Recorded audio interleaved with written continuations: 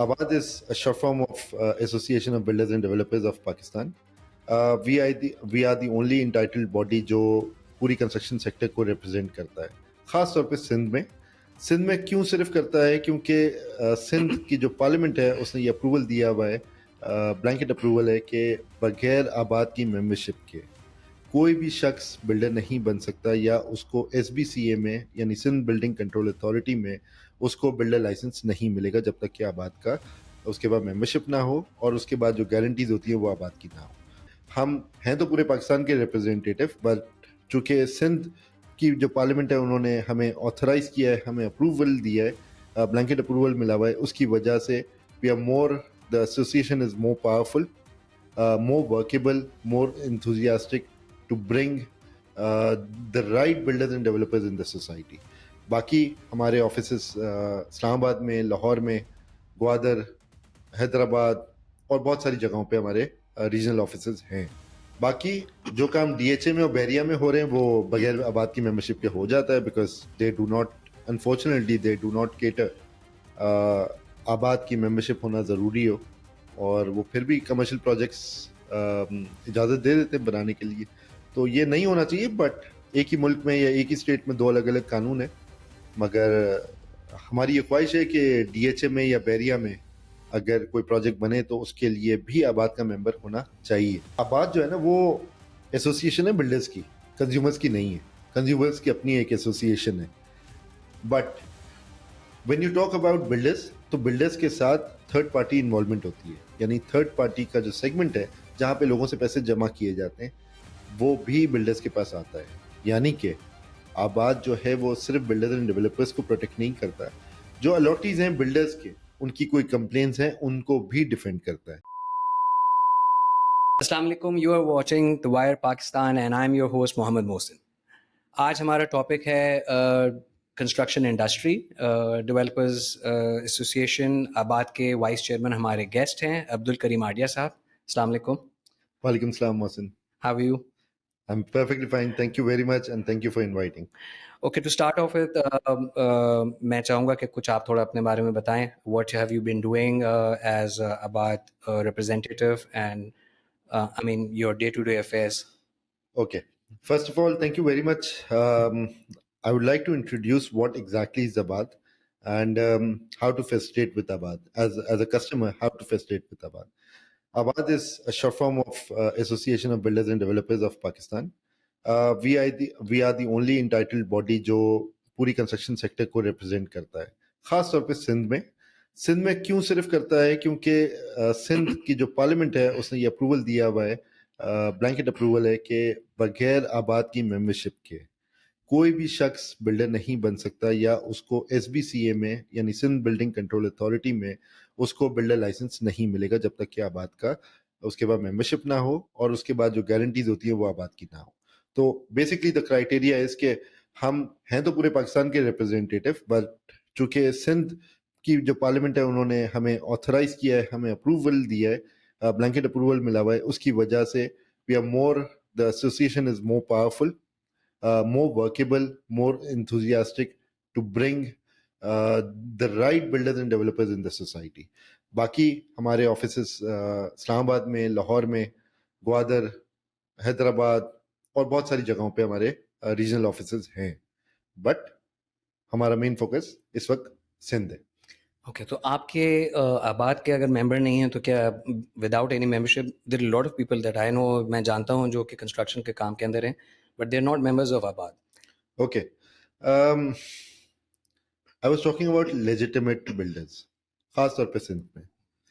बाकी जो काम DHA में और बैरिया में हो रहे हैं वो बगैर आबाद की मेंबरशिप के हो जाता है, because they do not, unfortunately they do not cater आबाद की मेंबरशिप होना ज़रूरी हो, और वो फिर भी कमर्शियल प्रोजेक्ट्स इजाज़त दे देते हैं बनाने के लिए।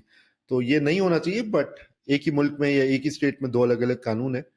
मगर हमारी ये ख्वाहिश है कि DHA में या बैरिया में अगर कोई प्रोजेक्ट बने तो उसके लिए भी आबाद का मेंबर होना चाहिए, क्योंकि सिंध का पूरा एक कानून है, वो ब्लैंकेट कानून के ऊपर ही चलना चाहिए, रादर देन एक ही स्टेट में, एक ही मुल्क में दो दो अलग कानून चले। और वो कानून सही है मेरे ख्याल में, एक बॉडी हो जो प्राइवेटली चीज़ों को देखे और एक एक ग्राउंड हो जहाँ पे क्वेश्चन कर सकें कि भाई आपका ये बिल्डर अगर गलत कर रहा है तो क्यों कर रहा है।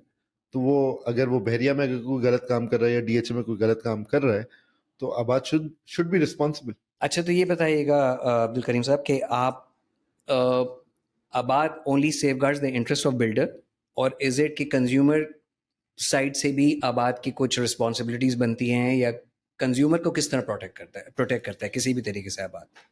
ओके, देखिए ये आबाद जो है ना वो एसोसिएशन है बिल्डर्स की, कंज्यूमर्स की नहीं है। कंज्यूमर्स की अपनी एक एसोसिएशन है। But when you talk about builders तो बिल्डर्स के साथ थर्ड पार्टी इन्वॉल्वमेंट होती है, यानी थर्ड पार्टी का जो सेगमेंट है जहां पे लोगों से पैसे जमा किए जाते हैं वो भी बिल्डर्स के पास आता है। यानी कि आबाद जो है वो सिर्फ बिल्डर्स एंड डेवलपर्स को प्रोटेक्ट नहीं करता, जो अलॉटीज हैं बिल्डर्स के उनकी कोई कंप्लेंट्स हैं उनको भी डिफेंड करता है। Now let me come to the first phase of your question and that is के बिल्डर्स को कैसे प्रोटेक्ट करता है। बिल्डर्स के लिए सिंध गवर्नमेंट हो या फेडरल गवर्नमेंट हो, वो जाता है, जो हमारे चेयरमैन होते हैं या हमारी जो कमिटीज जो अंडर अंडर द चेयरमैन जो काम कर रही होती हैं वो स्पेसिफिक एरियाज पे जा जाके काम करते हैं। जो पॉलिसीज होती हैं, जो आपके क्राइटेरियाज बनाने होते हैं, how and what to do, when to do, where to do, ये सारी चीज़ें, ये कैटेगराइजेशन जो है ये गवर्नमेंट के साथ मिलके बनाई जाती हैं और बिल्डर्स एंड डेवलपर्स को प्रोटेक्ट एंड प्रमोट किया जाता है ताकि उन पॉलिसीज के बिहाफ पे एक बिजनेसमैन काम कर सके। But at the same time five fingers are not equal. Not to forget आबाद जो है वो प्राइवेट ऑर्गेनाइजेशन है, वो एक पुलिसिंग डिपार्टमेंट नहीं है। यानी कि when I talk about policing department तो आबाद जो है वो अपने बिल्डर्स को क्वेश्चन जरूर कर सकता है, स्क्रू नहीं कर सकता, पीनलाइज नहीं कर सकता। वो इतना ही कर सकता है कि अगर कोई बिल्डर लोगों के पैसे जमा करता है और जमा करने के बाद डिलीवरी नहीं देता तो मैक्सिमम जो कर सकता है वो है कि क्वेश्चन करे, सवाल करे, क्योंकि हमारी सीसी आरईसी की मीटिंग्स होती हैं उसमें वो बुला के क्वेश्चन कर सकते हैं। जवाब नहीं दे, 6 महीने तक जवाब नहीं देता या अपने एक्टिविटीज को स्ट्रेट लाइन नहीं करता as in terms of consumers या लॉटीज, तो उसकी मेंबरशिप कैंसिल करे। तो हमारे यहाँ पे कोई एस्क्रो टाइप का कोई सिस्टम इन प्लेस है? देखिए एस्क्रो सो टू स्पीक बड़ा सिंपल एंड स्ट्रेट बाहर के मुल्कों में तो है जहाँ पे लीगल टर्म्स यूज की जाती हैं और बाय लॉ सब चल रहे होते हैं, बाय लॉ सब चल रहे होते हैं। पर eight the same time Pakistan में बहुत सारे एम्बिगुइटीज हैं हमारे लोकल फेडरल डिपार्टमेंट्स में जिसकी वजह से आई डोंट थिंक कि Pakistan is in the right position to use the escrow accounts, because हमारे डिपार्टमेंट्स में भी कुछ एम्बिगुइटीज हैं जो कि सेल्फ सेंटर्ड है या पोजीशन सेंटर्ड है या जो सीट पे बैठा हुआ है वो बहुत सारे मामलात में इन्वॉल्व रहते हैं। I am not talking about everybody but yes there are majority of people जो कि हे वाई सिचुएशंस में अक्सर आए दिन पकड़े जाते हैं और अखबार में पता चलता है कि ये नब नैब के केसेस या ये एंटी करप्शन के केसेस भुगत रहे हैं। तो आई डोंट थिंक कि एस्क्रो अकाउंट यानी कि सिंध गवर्नमेंट को या फेडरल गवर्नमेंट को मिलाना या सेंट्रल बैंक को उसके साथ इंगेज करना एक साफ बिल्डर के लिए वो बड़ा मुश्किल काम हो जाएगा। देखिए, हमारे यहाँ क्वाइट कॉमन है, पहले भी पास में भी हम देखते रहे हैं और अभी भी ऐसी मिसालें मिलती हैं कि बिल्डर ने एक प्रोजेक्ट अनाउंस किया, लोगों ने अपने पैसे दिए, and all of a sudden पता चलता है कि बिल्डर जो है वो अब कहीं नज़र में ही नहीं आ रहे। लोगों के पैसे जो हैं वो जो दिए होते हैं वो उनकी सारी investment they go all down the drain. तो इस सिचुएशन के अंदर कोई एक्शन लिया जाता है बात की तरफ से उस बिल्डर के अगेंस्ट? रिसेंट बहुत सारे केसेस हमने देखे हैं जहां पे हमारे पास जब कंप्लेन्स आई हैं, मैं अलॉटीज की डायरेक्टली बात कर रहा हूँ, वो कंप्लेन्स आई हैं और उनको फेस्टेड भी किया है, स्ट्रेट लाइन भी किया है। And I M one of those people जहां पे हमारी जो कंप्लेन कमेटी है, देर आर अबाउट 70-80 कमिटीज जिसमें एक कंप्लेन कमेटी है जो कि एक अलॉटी आता है आबाद और आबाद में आके अपना फॉर्म फिल करता है और अपनी कंप्लेन रजिस्टर कराता है और उसके बाद वो बिल्डर को भी बुलाया जाता है, लॉटी को भी बुलाया जाता है और स्ट्रेट लाइन किया जाता है। And I have gone through all these things. I am not saying के बिल्कुल सीधा सीधा काम है, but yes I have been screwed, I have been questioned by the committee और अगर मेरा जो जो सिचुएशन है अगर मैंने उसको क्लियर किया है तो फेयर इनफ, नहीं तो फिर अलॉटी को मुझे फेस्टेट करना पड़ता है बाय द ऑर्डर ऑफ आबाद। क्यों? कि हमारी कोशिश ये होती है एज अ बिल्डर कि हम लोग साफ सुथरा काम करें और लोगों को परेशान ना करें, because we want to do business and as a legacy we would like to keep on working for the next generation as well. But there are many people जो नहीं करना चाहते, जो स्ट्रेट लाइन काम करना नहीं चाहते, and they use haywire reasons to collect the money and do all these fraud stuff. तो उनके साथ प्रॉब्लम्स आती हैं। बट अगेन आबाद जो है वो पुलिसिंग डिपार्टमेंट नहीं है, एज आई सेड अर्लियर। तो उसके लिए हमारे पास बहुत सारे डिपार्टमेंट्स हैं, लाइक एसबीसी है, फिर आपका डीएमसी है, केएमसी है, पुलिस है, और उनको आप कंप्लेन दे सकते हैं और कंप्लेन देके आप ये इसको स्ट्रेट लाइन करा सकते हैं। Okay, this brings me to a very sensitive topic, नस्ला tower. एक आदमी जो अपनी ज़िंदगी की सारी जमा पूंजी से एक अपार्टमेंट खरीदता है, उसके ऊपर गवर्नमेंट का ठप्पा लग जाता है, लीज हो जाता है, लीगलाइज हो जाता है, और उसके बाद एक कोर्ट ऑर्डर से वो पूरे का पूरा प्रोजेक्ट बिस्मार कर दिया जाता है। आपका क्या ख्याल है इसके बारे में? आपके अपने सवाल में आपने बहुत सारे जवाब खुद ही दे दिए। मैं आपको शुरू से इसको डिफाइन करता हूं ताकि आपके जो सार्फिन है या आपके जो लोग हैं, जो इसको ऑडियंस है, जो इसको देख रहे हैं, उनको भी ये बात समझ में आना जरूरी है कि व्हाट एग्जैक्टली हैपेंड। एक बिल्डर है, वो अपनी जमीन की एलोकेशन कराता है, एसबीसीए में जाता है, नक्शे पास कराता है, नक्शे पास करा के 17 एनओसीज लेता है, 17 से 18 एनओसीज लेता है from all the departments, whether it is local, Sindh government हो या फेडरल गवर्नमेंट हो। ये 18 एनओसी लेने के बाद अपना नक्शा अप्रूव कराता है, और अप्रूव कराने के बाद डीजी एसबीसी उसको साइन करते हैं, पूरी बिल्डिंग बनती है। अब बिल्डर का काम मेन रोड पे होता है, रोड पे होता है जहां पे हर एरा गैरा हर आदमी देख रहा है कि ये बिल्डिंग बन रही है। और बिल्डिंग एक दिन में नहीं बनती, 4 साल तक बन रही है, बनती रही। सुप्रीम कोर्ट नहीं आया, कोई डिपार्टमेंट नहीं आया, अगर आया फॉर एनी रीजन, और वो बनती चली गई, क्योंकि उसके बाद लीगल वो सारी डॉक्यूमेंट्स मौजूद हैं।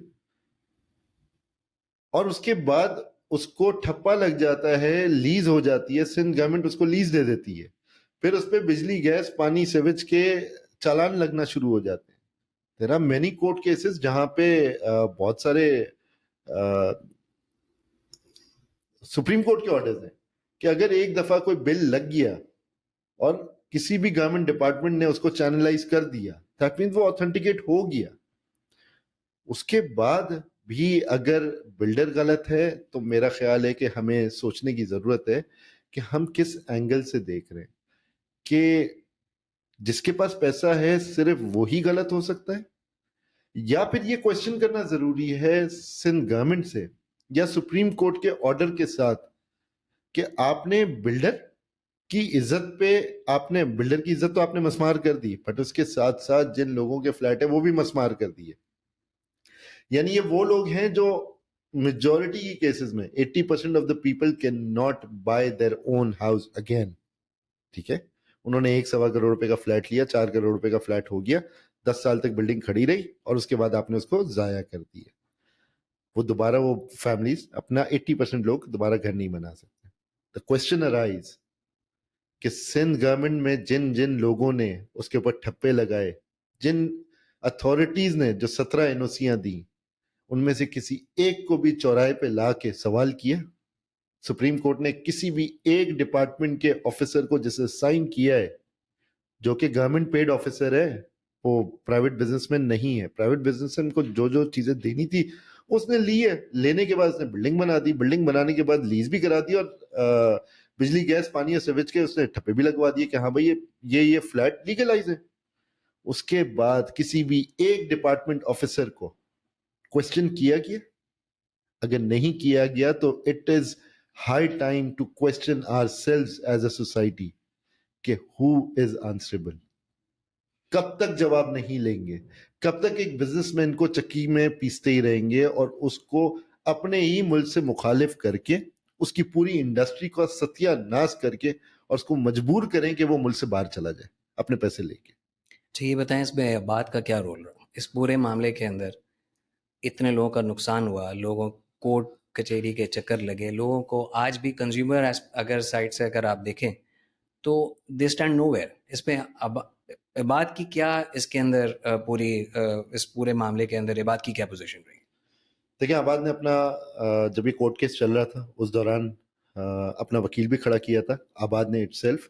पर एट द सेम टाइम आबाद का स्टांस बहुत स्ट्रांग था कि नस्ला टावर इज ऑफिशियल। अगर कोई अनऑफिशियल कोई चीज़ है तो उसकी गवर्नमेंट फीस ले, लेकिन गवर्नमेंट जो है ना, या सुप्रीम कोर्ट या हमारी सिंध गवर्नमेंट है, हमारी फेडरल गवर्नमेंट है, दे आर मदर बॉडीज। ये वालिद की जगह पे होते हैं, चाहे कोई भी किस्म का डिपार्टमेंट हो। और अगर उसके बच्चे ने, businessman I am talking about as a kid, अगर उसके बच्चे ने कोई गलती की है तो उस पर पेनल्टी लगा के उसको सीधा किया जाता है। ये नहीं किया जाता कि किसी बच्चे ने गलती की है तो उसको कत्ल ही कर दो। सजा कत्ल नहीं होती है, सजा ये होनी चाहिए कि उसको सीधा किया जाए। आपने उसको कत्ल करके पूरी इंडस्ट्री का बिल्कुल खत्म कर दिया है। कि जो जो कॉन्फिडेंस था कराची में हाई राइज बिल्डिंग्स में इन्वेस्टमेंट करने का, वो डेड डाउन कर दिया। And I am not only saying it, I am facing it. उसकी वजह से बिल्डर्स के ऊपर जो इंटरनेशनल जो हमारे पाकिस्तानीज हैं उनका कॉन्फिडेंस जीरो हो चुका है। So tell me something, what was the exact matter of crux के नस्ला टावर मसला टावर क्यों बना? क्या वजह थी कि जिसकी वजह से इसको गिराया गया? And what was the exact position of Supreme Court on this? कि किस वजह से उसको demolish करने का orders pass हुए? It's a very controversial question, which I think we cannot discuss very openly, because again it comes from the higher authority of our judicial system. But at the same time I think जो हमारे काजी वक्त हैं उनको ये सोचना बहुत ज़रूरी है कि they cannot pass on any comment या एक ऐसी जजमेंट पास कर देना जिसमें एक आम आवाम या आपके बिजनेसमैन जो आपकी सोसाइटी के हैं उन लोगों को अपने काम से या अपने घर से या अपनी छत से हटा नहीं सकते आप। ये मेरा ख्याल है कि एक थर्ड पार्टी इन्वॉल्वमेंट है और एक आम आदमी का प्रॉब्लम बन जाता है। सोसाइटी का इशू था, सोसाइटी के डॉक्यूमेंट्स का इशू था। सोसाइटी ये कहती है कि हमने लीज नहीं दी है, हमने वो जो एक्स्ट्रा लैंड है उसको लीज नहीं दिया, जबकि बिल्डर के पास उसके लीज के डॉक्यूमेंट्स हैं। जो बिल्डर का जो वकील था वो बार बार ये इल्तिजा करता रहा सुप्रीम कोर्ट में कि भाई ये लीज के डॉक्यूमेंट्स हैं, आप पढ़ लीजिए, आप क्वेश्चन कर लीजिए, सोसाइटी के जो लोग हैं उनको बुला लीजिए, वो उन्होंने भी सिग्नेचर किए हुए। अगर कहीं किसी जगह पे एम्बिग्विटी है तो उसको पीनलाइज करके उस पर पेनल्टी लगा के खत्म कर देते केस को। और ये बहुत सारे जगहों पे हुआ है भाई, जिसमें हमारा एक बड़ा केस है बैरिया टाउन। बैरिया टाउन भी तो मसमार नहीं हुआ ना। तो एक पूरे शहर के बीच में एक पूरी बिल्डिंग आपने डिमोलिश कर दी है, आपने लोगों की छत छीन ली। सिंध गवर्नमेंट का तो नारा यही है कि रोटी कपड़ा और मकान हम देंगे, और उन्हीं के नाक के नीचे अनफॉर्चुनेटली ये अनफॉर्चुनेट पार्ट है कि ये तो एक ऐसा प्रोजेक्ट था कि जिसके अंदर लोग रह रहे थे, आबाद होगी एक बिल्डिंग, उसके बाद आप इस तरीके के कोई एक्शन लें। आई मीन ये बिल्कुल ही एक ऐसी मिसाल है जो मेरे ख्याल से दुनिया में कहीं नहीं होगी कि एक बिल्डिंग जिसमें लोग रह रहे हैं, उस बिल्डिंग के अंदर लोग मतलब ऑलरेडी रिहाइश हो गई उस बिल्डिंग के अंदर, उसके बाद ऐसा ऑर्डर प्लेस हो जाए। आपको शायद याद हो ना हो, लेकिन ये चौक पे ये काम हुआ था कि जब बिल्डिंग गिर रही थी उस वक्त आबाद और आबाद के चेयरमैन, उनके सारे मेंबर्स यानी बिल्डर्स, सो कॉल्ड आपके सोसाइटी के वो इनलाइटेंड इन्वेस्टर्स हैं जो आपके मुल्क में रोजगार फराहम करते हैं, वो अपनी गाड़ियों से उतर के एहतजाज किया था उसी नस्ला टावर के बाहर। और वहीं पे उन पे लाठीचार्ज, आपके इन्वेस्टर्स पे लाठीचार्ज हुआ था। आंसू गैस के शेल डायरेक्ट मारे गए थे फेसेस पे, लोगों की हड्डियां और सर फाड़े गए, और आपकी इधर ही इसी शहर के अंदर पुलिस ने किया। तो in a nutshell we can say कि नस्ला टावर का आखिर क्या मसला था, ये आज तक हल नहीं हुई बात। आज तक कभी किसी मसले का हल नहीं हुआ, कभी भी जो एंड है ना कि हु इज रिस्पॉन्सिबल, वो राइट आदमी को सामने लाया ही नहीं जाता। मैंने आपसे सवाल किया ना कि कोई एक शख्स या कोई एक डिपार्टमेंट का वो सिग्नेटरी दिखा दें जिसको चौक पे लाके सवाल किया गया हो और उसको सजा दी गई हो। कोई एक डिपार्टमेंट नहीं है। चलिए let's move on to a very something जो एक बीइंग अ कराचीआइट हमेशा हमारी ये एक कंपैरिजन रहती है between Lahore and Karachi. How do you think is it different? Karachi की construction पूरा scene as compared to Lahore's. अच्छा देखिए, Karachi is a metropolitan city and it is internationally known कि Karachi is the fifth largest city in the entire world, जहाँ पे port है, port city की बात करें, and it is a metropolitan city where we need high rises. हम Dubai क्यों जाते हैं? हम दुबई इसलिए जाते हैं because when we come out of the airports, सबसे पहले हमें क्या नजर आता है? The beautification of their sky lines. ठीक है, कराची को भी इसी तरह बनना चाहिए था, डिजाइंड बनना चाहिए था, लेकिन अनफॉर्चुनेटली अनडिजाइंड होके अगेन डिपार्टमेंट्स आर इन्वॉल्व्ड. पर eight the same time Karachi में लो राइज और सोसाइटीज का भी काम हो रहा है, जो कि पंजाब में पहले दिन से हो रहा है. पंजाब का एक कल्चर है जहाँ पे अपनी छत, अपनी जमीन का कॉन्सेप्ट है. बट जो लास्ट गवर्नमेंट है उसमें इमरान खान साहब ने एक ऑर्डर पास करवाया था, जिसमें मेरे ख्याल में ये बहुत अच्छा कॉन्सेप्ट था कि जो आपका एग्रीकल्चर लैंड है उसको ज़ाया नहीं होने देना चाहिए और उसको कंक्रीट स्ट्रक्चर्स में कन्वर्ट नहीं करना चाहिए. And I think that was a very right opinion, क्योंकि Pakistan is known to be the agricultural country. जहाँ पे दुबई की तरह रेत नहीं है, हमारी पूरी एग्रीकल्चर लैंड ज़ाया हो रही है पंजाब की, और इसीलिए उन्होंने ऑर्डर पास करवाया था और उसकी वजह से लाहौर और इस्लामाबाद में हाई राइजेस का कॉन्सेप्ट आया था. But we have been seeing के पंजाब में उनकी गवर्नमेंट के जाने के बाद से बहुत सारी सोसाइटीज बनी हैं, बहुत सारे लोगों को गवर्नमेंट से, पंजाब गवर्नमेंट से, सीडीए से बहुत सारी ज़मीनें मिली और बहुत बड़े बड़े टुकड़े मिले जिन्होंने सोसाइटी में कन्वर्ट किया, और वो सारा एग्रीकल्चर लैंड था. तो आई थिंक कि हम अपने एग्रीकल्चर को ज़ाया कर रहे हैं. एग्रीकल्चर लैंड को, इतना फर्टाइल लैंड है, हमारे एरिया को, हमारे मुल्क को इंडस रिवर की वजह से बहुत सारे बेनिफिट्स थे, और ये एक बहुत सेंटिमेंटल एग्रीकल्चर जोन रहा है बहुत टाइम से. तो आई थिंक उसको ज़ाया नहीं होना चाहिए. एंड लाहौर और इस्लामाबाद को भी हाई राइज की तरफ जाना चाहिए. खूबसूरत हाई राइजेस बनेंगी, हमारा स्काई लाइन अच्छा होगा और एक अच्छा इंफ्रास्ट्रक्चर तैयार होगा, तो ऑटोमेटिकली शहर आपका अच्छा लगता है. एंड आई थिंक वो कंक्रीट स्ट्रक्चर ज़रूर होता है, मगर उसकी हम ब्यूटिफिकेशन भी कर सकते हैं. क्यों हम कराची, लाहौर, इस्लामाबाद को, बड़े बड़े शहरों को, Dubai, Abu Dhabi, New York, London की तरह हम क्यों स्काईलाइंस नहीं बना सकते? क्यों हमारे लोगों को पैसे खर्च करके बाहर जाके वो हेल्दी इन्वायरमेंट देखना पड़े? अच्छा, ये बताएं from builders perspective, how difficult, how comparatively एक कराची में as a developer and comparing it with a developer in Lahore, why is it that ease of construction is much easier in Punjab? यहाँ पर DHA के अंदर एक आप आज अगर प्लॉट खरीदते हैं उसके बाद 6 महीने तक तो आप खड्डा नहीं खोद सकते. लाहौर के अंदर जो है, मैंने सुना है कि 4 हफ्ते के अंदर जो है आपकी कंस्ट्रक्शन स्टार्ट हो जाती है.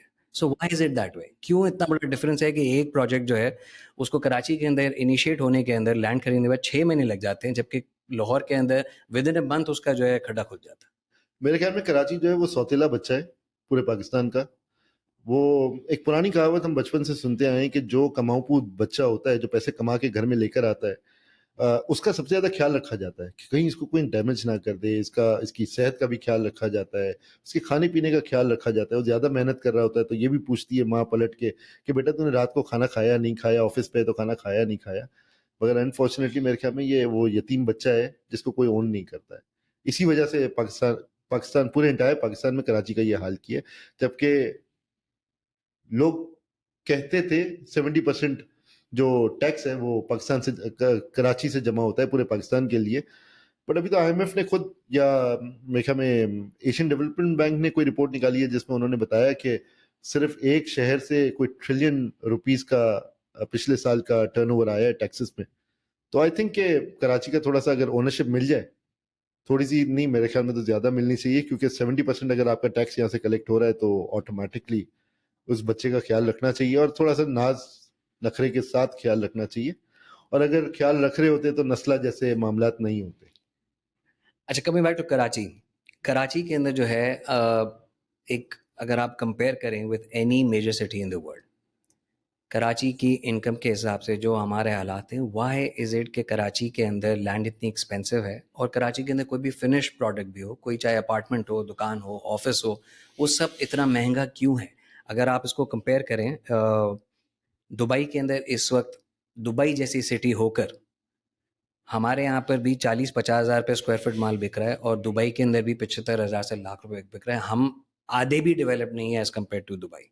ना हमारा वो लिविंग स्टैंडर्ड है, ना हमारा माहौल इस तरीके का, ना सिक्योरिटी सिचुएशन इस तरीके की।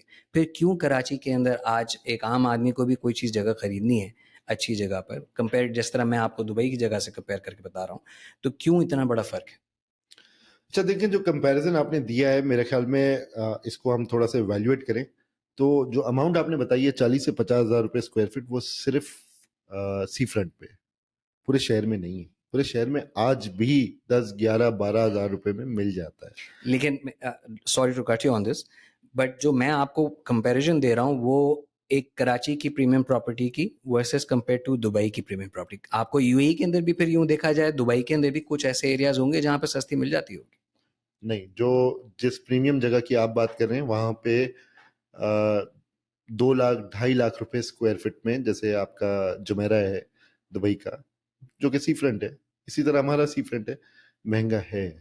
बट पॉइंट ये है कि पाकिस्तान की जो डॉलर एक्सचेंज पैरिटी रेट है, जिसमें हमारी कंस्ट्रक्शन कॉस्ट बढ़ी है, फिर हमारा एनर्जी सेक्टर की वजह से जो हमारी प्राइसेस बढ़ी हैं, उसकी वजह से हमारा construction cost with in 2 years down the line 4 times बढ़ गया, 3 to 4 times बढ़ गया, जिसकी वजह से पहले आता था कंस्ट्रक्शन कॉस्ट 5 से 5.5 हज़ार रुपये स्क्वायर फीट आपकी कंस्ट्रक्शन कॉस्ट नॉर्मल होती थी, जो कि आ जाती थी। मैं हाई राइज की बात कर रहा हूँ। अगर यही चीज़ आप बंगले पे ले जाते हैं या टाउन हाउसेस पे ले जाते हैं तो वो 2.5 हज़ार, मैक्सिमम 2.5 हज़ार रुपये होती थी। बट हमारे पास चूंकि इम्पोर्ट और एनर्जी सेक्टर की जो प्राइसेस है वो चूंकि बढ़ गई है, तो वो ऑटोमेटिकली 3 times 4 times जंप कर गई है। लैंड प्राइस इतनी जंप नहीं की है जितनी आपकी कंस्ट्रक्शन कॉस्ट जंप कर गई है। बट यस, जैसे मैंने आपको पहले भी कहा कि पाकिस्तान में जो कराची शहर है वो it is one of the finest cities in the world, जिसमें 5th largest city as per population आता है। But even if you do not compare it with any other international city, लेकिन अगर आप पाकिस्तान के अंदर भी कंपेयर करें, even for that matter Lahore और कराची को ही अगर कंपेयर कर लें, तो कॉस्ट ऑफ कंस्ट्रक्शन ठीक है, वहाँ लेबर थोड़ी सस्ती हो सकती है, लेकिन pricing of the property is much higher in Karachi. मैं अक्सर लोगों को एग्जांपल देता हूँ कि अगर मैं आपको एक एथिकल बात करूं, तो if I would be one of the decision makers in the government, तो मेरा ये ख्याल है कि बिल्डर्स का जो रॉ मटेरियल है वो लैंड है। मैं एक एग्जांपल आपको देता हूं कि अगर मेरे पास 500 करोड़ रुपए फारिग पड़े हुए हों, मैं लैंड ले सकता हूं जो कि मेरा रॉ मटेरियल है, लेकिन मैं दूसरी इंडस्ट्री में घुस जाऊं, टेक्सटाइल की, कॉटन जो कि रॉ मटेरियल है, अगर मैं वो 500 करोड़ रुपए के वो टेक्सटाइल का जो कॉटन है, जैसी वो उतरे मैं वो उठा के उसको अपने पास जमा करना शुरू कर दूं, तो इस मुल्क में क्या हाल होगा कॉटन का और टेक्सटाइल का।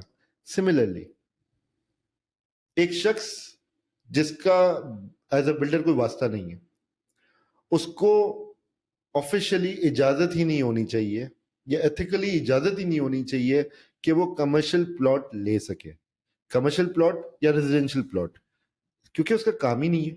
वो क्यों उस जगह पे इन्वेस्टमेंट करे जहां पे उसकी इंडस्ट्री नहीं है, नंबर वन। नंबर टू ये कि लैंड, जैसे मैंने आपको कहा, it is our raw material.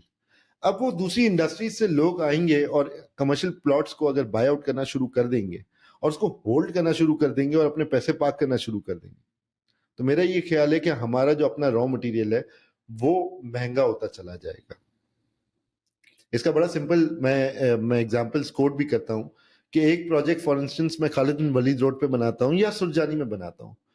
For instance मैं उसको 10 रुपए का लेता हूं, उस पे पूरी बिल्डिंग बनाता हूं, और बिल्डिंग बनाने के बाद मैं उसका principal amount that is 10 rupees plus my administrative expenses plus my profit, सब मिलाने के बाद बराबर वाला प्लॉट नहीं ले सकता 4 साल बाद। क्यों? द मेन रीजन इज कि हमारे कमर्शियल प्लॉट्स में वो इन्वेस्टर्स आ जाते हैं जिनका उस इंडस्ट्री से वास्ता नहीं होता, तो हमारा रॉ मटेरियल महंगा हो जाता है। जब रॉ मटेरियल महंगा होता है, ऑटोमेटिकली पूरी पूरी सोसाइटी में जो हाउसिंग सेक्टर है वो ऑटोमेटिकली महंगा होता है। अच्छा ठीक है, चले, आई आई गेट व्हाट यू से कि भाई लैंड ही एक्सपेंसिव है तो इसलिए फाइनल प्रोडक्ट भी महंगा है, बट आपको लगता है कि 40,000 50,000 पे जो हायर साइड पे इस वक्त 50,000 तो I think it's quite normal आजकल 40-50,000 के बीच में पर स्क्वायर फीट, आपको लगता है कि क्या बिल्डर उस लेवल की क्वालिटी जो है वो दे रहा है जिस किस्म के पैसे वो ले रहा है? देखें, मैं फिर आपको कंपैरिजन दूंगा। It is not only builder, पहले बाहर से आ जाए कि जो हमारा इंफ्रास्ट्रक्चर जो गवर्नमेंट ने देना है वो नहीं मिलता, जबकि इंफ्रास्ट्रक्चर के जो जो जो लैंड की कॉस्ट है उसके हिसाब से उसका इंफ्रास्ट्रक्चर कॉस्टिंग होती है, और वो हम केएमसी, डीएमसी और एसबीसीए को देते हैं। पहला सवाल आपका ये बनता है कि क्या एज एन इन्वेस्टर हम जिस एरिया में काम कर रहे हैं, आप चूंकि सी फ्रंट की खास तौर पे बात कर रहे हैं, 40-50 हज़ार रुपए, क्या हमें वो इंफ्रास्ट्रक्चर मिलता है? क्या हमें वो सिवेज की लाइन, वो बिजली, गैस, पानी की लाइन हमें मिलती है? नहीं मिलती, नंबर वन। तो फिर मेरे ख्याल में गवर्नमेंट डिपार्टमेंट्स को चार्ज भी नहीं करना चाहिए इतना हैवी। सेकंड, कमर्शलाइजेशन के ऊपर बहुत सारे पैसे चार्ज किए जाते हैं। क्या हमें वो इंफ्रास्ट्रक्चर या वो एम्यूनिटीज हमें मिलती हैं एज एन इन्वेस्टर या एज अ बिल्डर जो कि दुबई में मिलती है? और उसके कंपैरिजन अगर वो लो कैटेगरी में हमें वो इंफ्रास्ट्रक्चर मिलता है तो क्या हमें वो लो कैटेगरी में चार्ज करते हैं? नहीं करते। वो अपनी प्राइसेस भी बढ़ाते जाती है, जो कि गवर्नमेंट की बात कर रहा हूं मैं।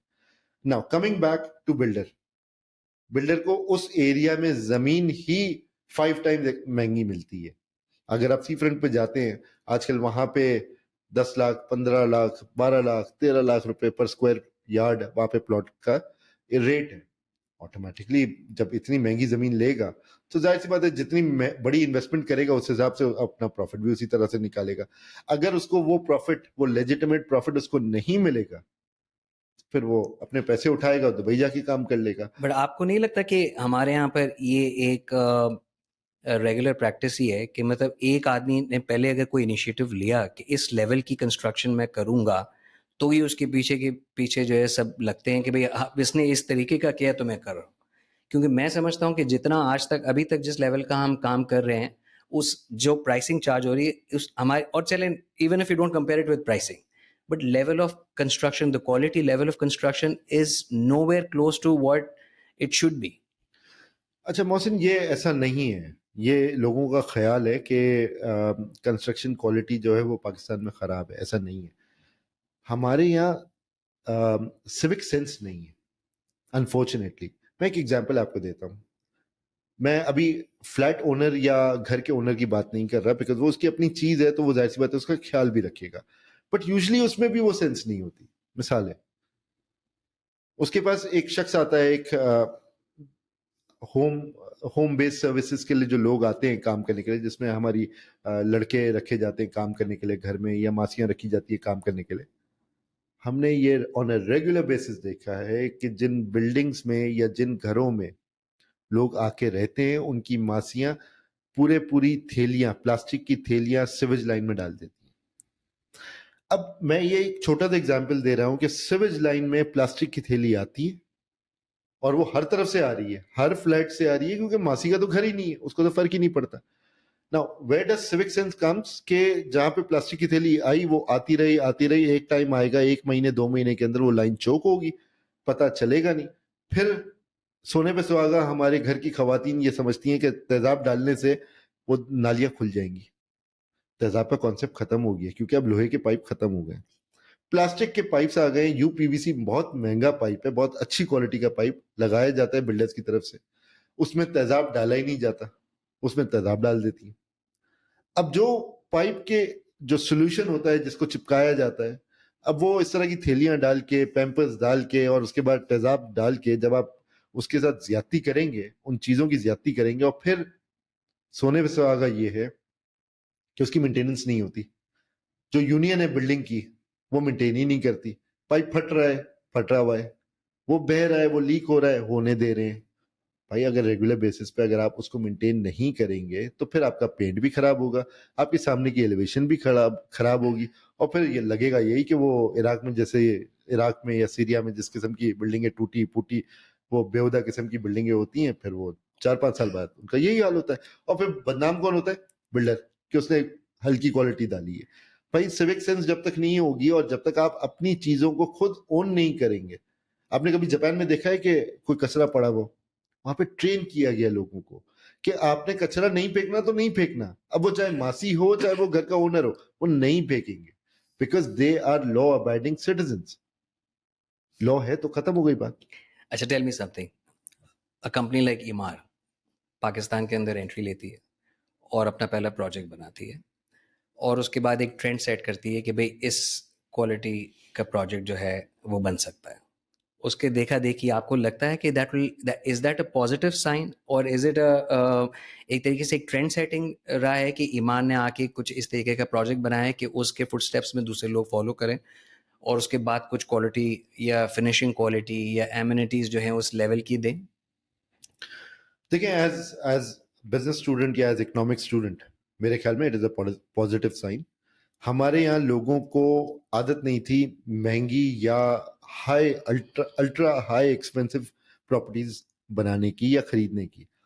लोगों में वो डाइजेशन नहीं था कि यार हम इतनी महंगी प्रॉपर्टी किस तरह से लें, हम दुबई में ना ले लें।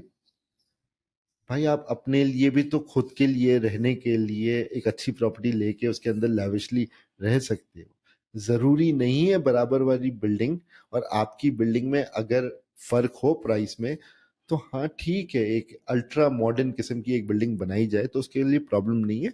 सिमिलरली कि एक लोकल शैम्पू पड़ा हुआ है और एक इंटरनेशनल स्टैंडर्ड या इंटरनेशनल ग्रेड शैम्पू पड़ा हुआ है, तो जाहिर सी बात है यू नीड टू पे अ प्रीमियम। जो जो प्रीमियम प्रोडक्ट है उसकी प्रीमियम प्राइस आपको देनी है।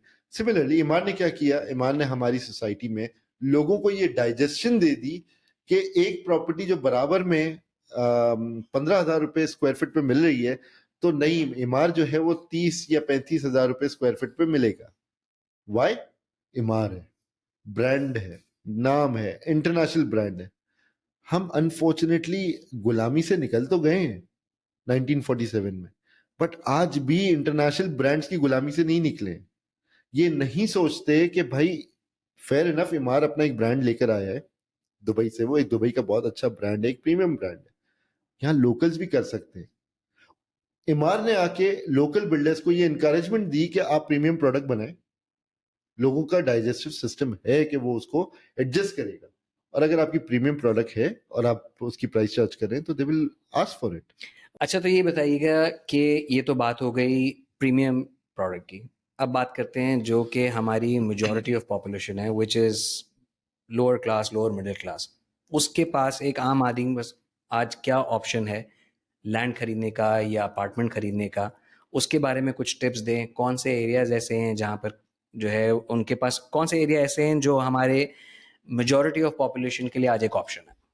हम पिछले 20 साल से फ्रॉम द एसोसिएशन गवर्नमेंट को ये प्रपोजल बार बार दे रहे हैं, और बहुत एग्रेसिवली दे रहे हैं कि ये जो कच्ची आबादियां हैं जो कि इतने वास्ट एरियाज पे फैली हुई हैं, इनको कन्वर्ट करके हाई राइज पे ले जाएं, और जो बकिया जो ज़मीनें बचेंगी उन्हीं कच्ची आबादी के अंदर उसको रेगुलाइज करके बिल्डर्स को दिया जाए, ताकि बिल्डर उसके ऊपर, अगर वो फ्री लैंड है तो सिर्फ अपनी construction cost plus a minimum profit वो उसको डेवलप कर दे। और उसके बाद गवर्नमेंट स्कीम्स लेकर आए, जिसमें आपका केएमसी लेकर आ सकती है, डीएमसी लेकर आ सकती है, जो एक्चुअली इस शहर के जो डिपार्टमेंट्स हैं उसके ओनर्स हैं, और वो low middle class, low class and middle class, low middle class के लोगों को बहुत ही सस्ते रेट पे शहर के अंदर बीच में वो जगह दे सकती है। उससे दो बेनिफिट्स हैं। एक तो आपकी जो जगह जो कंज्यूम हो रही है, इंडिया में हुआ है, श्रीलंका में हुआ है, साउथ अफ्रीका में हुआ है, बांग्लादेश में हुआ है, जो कच्ची आबादियां कन्वर्ट की गई, उससे दो बड़े मेजर बेनिफिट्स हुए। एक तो हर आदमी का एड्रेस हो जाता है। Now why is address important? Address मतलब कि उसकी एक लोकेशन, एक पिन पॉइंट लोकेशन है कि यहाँ पे इसकी फैमिली मिलेगी। उससे होता यह है कि जो कच्ची आबादी में जिन टेररिस्ट एक्टिविस्ट लोगों को ग्रूम किया जाता है, एक तो वो शहर के अंदर कम हो जाएगा। आपका जो क्रिमिनल वायलेशंस जो होती हैं या सोसाइटी वायलेशंस जो होती हैं वो मिनिमाइज हो जाएंगी। क्यों? एक आदमी जो पिस्टल निकाल के और रोड पे स्नैचिंग करना शुरू होगा, उसको ये डर रहेगा कि मेरा एड्रेस है। जब मेरा एड्रेस रहेगा और वो लोकेटेड होगा, तो ऑटोमेटिकली उसको सवाल किया जाएगा उसकी फैमिली की तरफ से। ठीक हो गया। अब वो कच्ची आबादी के अंदर चला जाता है और जाके गायब हो जाता है, तो उसमें ना तो पुलिस डिपार्टमेंट उसको पिन पॉइंट कर सकती है और ना उसको लोकेट कर सकती है। सेकंड मसला ये है कि यही कच्ची आबादियां बिजली, गैस, पानी ये सब इस्तेमाल कर रही हैं, कोई बिल नहीं है। एक लिमिटेड बिल आता है उनका और वो उसके ऊपर एसी चलाएं, उसके ऊपर वो कुछ भी चलाएं, उनको कोई क्वेश्चन नहीं हो सकता क्यों एड्रेस नहीं है। अच्छा, ये बताएं कि ये तो आप कह रहे हैं कि प्रपोज्ड है, मगर आज अगर एक जो हमारी मेजॉरिटी पॉपुलेशन है, अगर वो उसके लिए चीपर ऑप्शन क्या है, कौन से शहर के ऐसे ऐसे हैं और वहाँ पर क्या कॉस्ट ऑफ लैंड है which is the cheapest land available right now in Karachi, and आपके हिसाब से cost of construction lowest side पे क्या बन रही है आज की तारीख में? देखिए, चीपेस्ट एरियाज जो है ना वो इतने दूर हो गए, खासतौर पे ट्रांसपोर्टेशन चूंकि कराची में है नहीं, बसेस का भी किराया है, हमारे पास कोई लोकल ट्रेन है नहीं, तो एक आदमी जो कि मजदूरी पे आना चाहता है शहर के अंदर, सुरजानी से, स्कीम 33 से, स्कीम 33 भी बहुत महंगा हो गया, स्कीम 45 हो गया, नॉर्दर्न बाईपास हो गया, नेशनल हाईवे हो गया, सुपर हाईवे हो गया, उधर से आने की कॉस्ट जो है ना, ट्रांसपोर्टेशन कॉस्ट, वो एक गरीब आदमी के लिए महंगी है। इसीलिए हमने ये सजेस्ट किया था कि कराची के लोगों को उसका प्रीमियम हक दिया जाए, चाहे वो अमीर है चाहे वो गरीब है, उससे कोई फर्क नहीं पड़ना चाहिए। गवर्नमेंट के लिए अमीर और गरीब बराबर होता है, बट लोगों की फैसिलिटी के लिए लोगों की ट्रांसपोर्टेशन होना बहुत ज़रूरी है। एक चीपर ट्रांसपोर्टेशन जो कि हर मेट्रोपॉलिटन सिटी में होना चाहिए, वो मेरे ख्याल में स्कीम 33 और इस तरह के जो एरियाज हैं या सुरजानी है, यहाँ से इनको ट्रांसपोर्टेशन दी जाए तो ऑटोमेटिकली लोग इंगेज होना शुरू हो जाएंगे। अच्छा, दूसरा एक और तरीका होता है जो बड़ा एक कॉमन कॉन्सेप्ट है, सैटेलाइट सिटीज़ का। बड़े मेट्रोपॉलिटन सिटीज़ के साथ सैटेलाइट सिटीज़ बनती हैं। मैं आपको एग्जांपल दे देता हूँ। हमारे न्यूयॉर्क में हमारे जैसे न्यूयॉर्क में एक एग्जांपल है कि न्यूयॉर्क सिटी है, न्यूयॉर्क सिटी के साथ न्यूयॉर्क सिटी बनी और वो इंगेजमेंट रखती है, उसकी ट्रांसपोर्टेशन अच्छी है, तो जो लो क्लास या लो मिडिल क्लास जो कि न्यूयॉर्क में रहना अफोर्ड नहीं कर सकते, वो सैटेलाइट सिटी पे चले जाते हैं और वो ट्रांसपोर्टेशन के थ्रू बार बार आना जाना कर सकते हैं और वो बड़ा चीप होता है क्योंकि अच्छा, वो गवर्नमेंट फैसिलिटेट करता है। तो आपके ख्याल से बैरियर टाउन या DHA city are these satellite cities for Karachi? They should be satellite cities but they are very expensive. That's what I am saying. अगर वो महंगे हैं तो वो एक आम इंसान, जो एक आम शख्स है, एक जो हमारा जो मेजॉरिटी पॉपुलेशन है जो कि middle class, lower middle class है, उसके लिए तो वो ऑप्शन ही नहीं है। एग्जैक्टली इसीलिए गवर्नमेंट को वो सोसाइटीज लेकर आनी पड़ती है ना। जैसे गवर्नमेंट ने कुछ सोसाइटीज लॉन्च भी की थी, कुछ स्कीम्स लॉन्च भी की थी, but unfortunately as I said earlier कि ओनरशिप नहीं है, जो डिपार्टमेंट्स हैं उनकी भी ओनरशिप नहीं है, वो भी हेवाए सिचुएशंस क्रिएट करते हैं जिससे लोकल लोगों को बेनिफिट नहीं होता। सो do you think that absence of transportation system, इसकी वजह से कभी भी ये सिटीज़ जैसे आप सुरजानी बता रहे हैं या स्कीम 45 बता रहे हैं या स्कीम 33 भी, तो आपको लगता है in absence of a transportation system ये कभी भी सक्सेसफुल नहीं रहेंगी हाउसिंग स्कीम? ऑफ कोर्स, से कि जितना दूर होगा, एक आदमी मोटरसाइकिल पे भी आना चाहे अपनी मोटरसाइकिल पे, वहां पे रोड नेटवर्क सही ना हो, खड्डे खुड्डे बहुत सारे हों, बारिशें हो जाएं तो वो हैरान परेशान रहे। उसके बाद पब्लिक ट्रांसपोर्ट नहीं हो तो पूरा दिन अगर एक आदमी बाइक पे घूम रहा होगा और इसको 1 से 1.25 घंटा लगे सिर्फ अपने घर से निकल के ऑफिस पे आएगा, तो वो काम क्या खाक करेगा। पर आपका नहीं ख्याल कि ये एक माइंडसेट भी है कराची वालों का कि हमारे यहाँ सबब का कॉन्सेप्ट ही नहीं है एज कम्पेयर टू पंजाब? इसलिए कि वहां पे ट्रांसपोर्टेशन और नेटवर्क है, हमारे यहाँ नहीं है। इस वजह से कराची की जो सैटेलाइट सिटीज हैं या कराची के जो सैटेलाइट या सबब जैसे आप कह रहे हैं, उससे ट्रांसपोर्टेशन में बड़ा मुश्किल है लोगों को आना जाना, और उसी वजह से वो लोग उधर शिफ्ट नहीं होना चाहते, बट मजबूरी में उनको छत, अगर एक शरीफ आदमी है, वाइट कॉलर आदमी है, उसको अगर घर चाहिए तो उसको उसी एरिया में जाना जरूरी है, वरना उसके पास और कोई चॉइस ही नहीं। अच्छा, आपने उस सवाल को एड्रेस नहीं किया कि आज कराची के अंदर चीपेस्ट ऑप्शंस में कौन सी एरियाज हैं जो चीपेस्ट ऑप्शन, जहाँ पर आप समझते हैं कि निचला जो हमारा lower class, lower middle class afford कर सके वो लैंड भी, और कॉस्ट ऑफ कंस्ट्रक्शन आपके हिसाब से चीपेस्ट साइड पे भी क्या आएगी?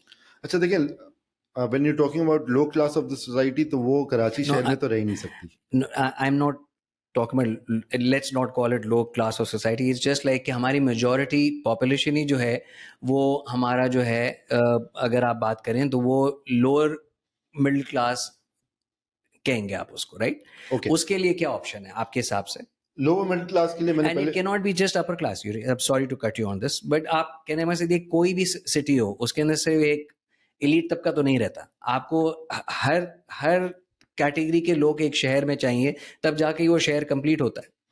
आपकी बात बिल्कुल सही है मोहसिन. उसके लिए मैंने आपको बताया कि सुरजानी है, स्कीम 45 है, नेशनल हाईवे है, सुपर हाईवे है, और बहुत सारे एरियाज हैं जो कि सबर्ब्स में हैं, जो कि कराची शहर की जो बाउंड्री वॉल थी उसके अतराफ में रहती है.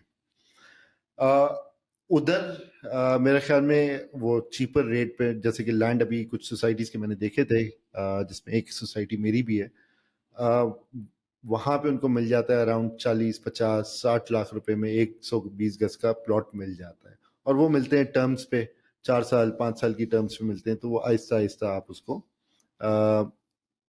पे ऑफ करके और फिर उसके बाद आप अपना घर बना सकते हैं. तो एक 120 गज का जो घर है उसकी जो कंस्ट्रक्शन कॉस्ट है आफ्टर ऑल एक्सपेंसेस, मेरा ये ख्याल है कि एक मिड स्केल कंस्ट्रक्शन अगर आपकी की जाए, जहाँ पे आपकी कंस्ट्रक्शन कॉस्ट जो स्ट्रक्चर कॉस्ट है वो तो नॉर्मल रहती है, वो तो एक जैसी रहती है, बट उसके ऊपर जो एसेसरीज लगती है जिसमें आपकी टाइल्स हो गए, पाइप्स हो गए, अगर आपका वो मिनिमम कॉस्टिंग पे अगर आप जाते हैं तो वो 2-2,500 रुपये में वो घर तैयार हो सकता है. अच्छा, this brings me to something very important aspect of this industry और एक कंज्यूमर साइड से भी, कि हमारे यहाँ पे होम फाइनेंसिंग और लीजिंग का कोई कॉन्सेप्ट नहीं है. दुनिया के अंदर शायद ही गिनती के कुछ ऐसे मुल्क होंगे जहाँ पे होम फाइनेंसिंग है ही नहीं. हमारे यहाँ पे ये अनफॉर्चुनेटली लोग करोड़ों रुपए की जायदाद पर बैठे होते हैं और घर में खाने को भी नहीं होता है. इस तरीके भी मिसालें हैं. तो आपका क्या ख्याल है इस बारे में? अनफॉर्चुनेटली मुझे एक एग्जांपल देनी पड़ रही है. मैं गालिबन इस इंटरव्यू में तीसरी दफ़ा दे रहा हूँ.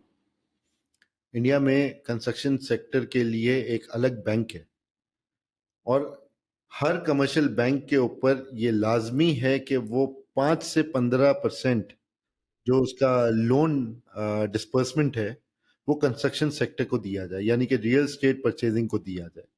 वो बिल्डर्स को नहीं मिल रहा है, वो एंड यूजर को मिल रहा है फॉर द सेक कि वो अपनी छत अपने लिए खरीद सके for a long period of 15-20 years down the line. और ये अगेन सेंट्रल बैंक और आपके जो फाइनेंस का जो सेक्टर है, या आपके जो फाइनेंस सेक्रेटरी हैं, जो फाइनेंस मिनिस्टर हैं, ये उन लोगों के अंडर आता है कि वो इतना प्रिविलेज दे. अगेन लोग इससे एतराज़ ज़रूर करते हैं, बट इमरान खान साहब की गवर्नमेंट ने कंस्ट्रक्शन सेक्टर को बहुत ज़्यादा बूस्ट दिया था, और उसकी वजह से पहले तो मुश्किल से ½ % भी नहीं था लोन डिस्पर्समेंट में, कि ½ % भी रियल स्टेट सेक्टर को मिलता हो. बट इमरान खान साहब के टाइम पे 15% उन्होंने एलोकेट करवाया था, जो कि गालिबन 5-6% तक भी गया था. और इनकी प्रीवियस गवर्नमेंट, पीटीआई की गवर्नमेंट में अपना घर स्कीम भी कोई इस तरह की स्कीम भी आई थी, उसके बारे में कुछ बताना चाहेंगे? वो स्कीम ज़रूर थी, बट वो इतना सक्सेसफुल नहीं हुई. गालिबन उसके अंदर कुछ पॉलिसी के मैटर्स थे जो कि I think it is too controversial to discuss. But yes, at least एक सोच तो थी कि जिसमें लोगों को छत प्रोवाइड करना है. और वो एक इनिशिएटिव था जब से पाकिस्तान बना है और आज तक, उस वक्त से ये एक इनिशिएटिव था कि जो लोगों को हेल्प किया गया है.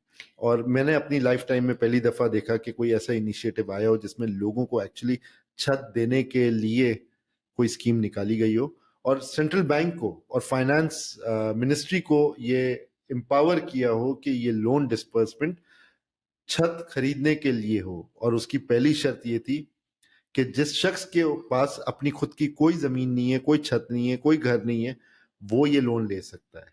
इसके अलावा और कोई लोन नहीं ले सकता था. तो आई think it was a good gesture by the government for the people of Pakistan.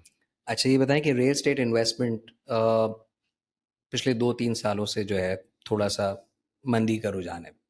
आपको क्या लगता है, is it a good time, bad time, और still it's a wait and watch situation? आपको क्या लगता है? It is buyers market. No But matter वो आप हो या मैं हूं, मैं as a builder, it is right time for me to buy the plot, and it is your good time to negotiate with the builder if you have the money, and you can bargain with the amount, and you can buy the property at your own terms. तो आई think it is the right time, क्योंकि unfortunately इस तरह की situation है जहाँ पे builders के पास बहुत सारे यूनिट्स पड़े हुए और उनके पास बायर्स नहीं है, again because lack of interest by the expatriates जो पाकिस्तान से बाहर हैं, और वो पाकिस्तान में इन्वेस्टमेंट करना नहीं चाहते, अपना फॉरेन एक्सचेंज भेजना नहीं चाहते. बस मेरा पर्सनल ख्याल ये है कि हमारे यहाँ पे हमेशा जब भी डिवैल्यूशन होती है तो उसके बाद about 12 months, year and half down the road जो है, हमारे यहाँ पे हमेशा प्रॉपर्टी की वैल्यूशन जो है वो हमारी डिवैल्यूशन के हिसाब से एडजस्ट होती है. I think this is in the longest time ever. ये इस बार ऐसा हुआ है कि एक बहुत मतलब डिवैल्यूशन के बाद भी काफ़ी टाइम गुजर गया कि मंदी ही चलती आ रही है, तेज़ी बनी नहीं रही है प्रॉपर्टी के अंदर. नहीं, ऐसा नहीं है. मेरा मेरा जो करियर है, मेरा 25 साल का करियर है इस इंडस्ट्री में. I am working from the age of 18. तो मेरा जो करियर है उसमें मैंने कुछ 4-5 दफ़ा मंदी देख चुका हूँ, और लॉन्गेस्ट टाइम में भी देखा है, 4-4 साल, 5 साल, 6 साल भी देखी है मैंने. बट कभी ये नहीं देखा कि eight the same time builder and उसका जो लॉटी है वो दोनों परेशान. ये पहली दफा हुआ है. वरना हमेशा ये होता था, कभी बायर्स मार्केट होती थी, कभी सेलर्स मार्केट होती थी. जब बायर्स मार्केट होती थी तो जो लॉटी होता था वो मजबूत होता था, वो अपने टर्म्स पे बाय करता था. और जब सेलर्स मार्केट होती थी, प्रोजेक्ट्स कम होते थे, तो फिर बिल्डर अपनी मर्जी से रेट बेचता था, अपनी मर्जी से रेट निकालता था, अपनी मर्जी के रेट देता था. And it is part of the economics जो कि हर मुल्क बर्दाश्त करता है.